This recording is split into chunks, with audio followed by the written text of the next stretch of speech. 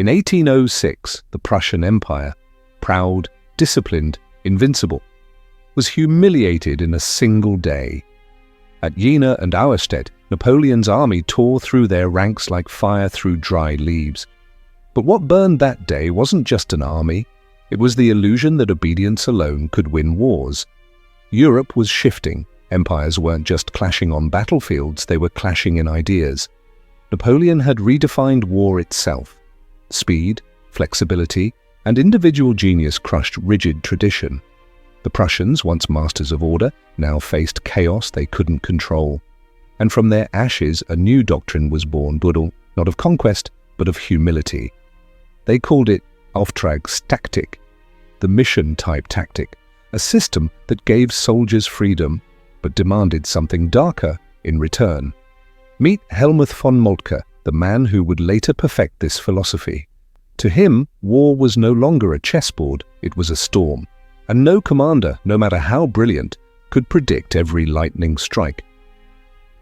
He taught that a general must trust his subordinates, not control them. A dangerous idea in a world built on hierarchy and obedience, because when you give freedom to others, you also give them the power to fail. At the Battle of Königgrätz in 1866, the Prussian army put this theory to the test. Instead of one man directing the chaos, hundreds of officers acted independently, each interpreting the mission in their own way.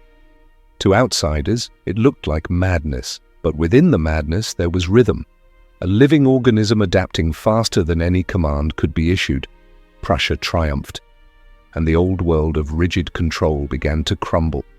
But beneath that victory lay a paradox. Freedom in the service of command is still a kind of obedience.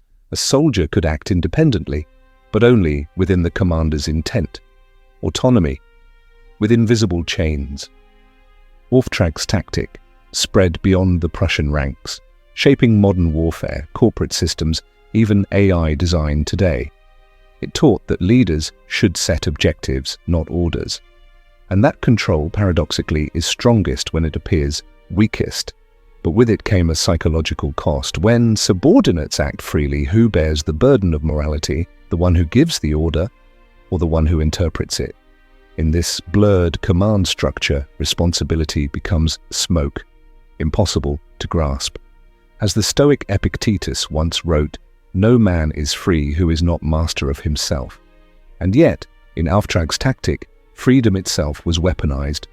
Mastery became a tool of subordination. Prussia had learned from Napoleon that no army could rely on a single mind. So they built an army of thinking men, men who obeyed by deciding for themselves. A brilliant deception of the human psyche to make obedience feel like freedom. So what began as a reform of warfare became a mirror of human nature. Every system, from armies to corporations, now uses the same pattern. Do what you think is best, as long as it serves the mission.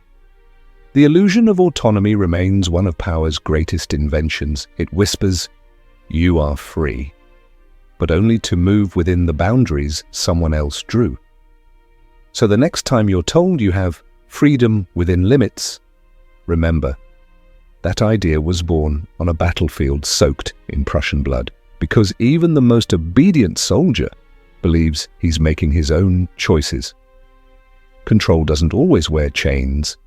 Sometimes it wears trust.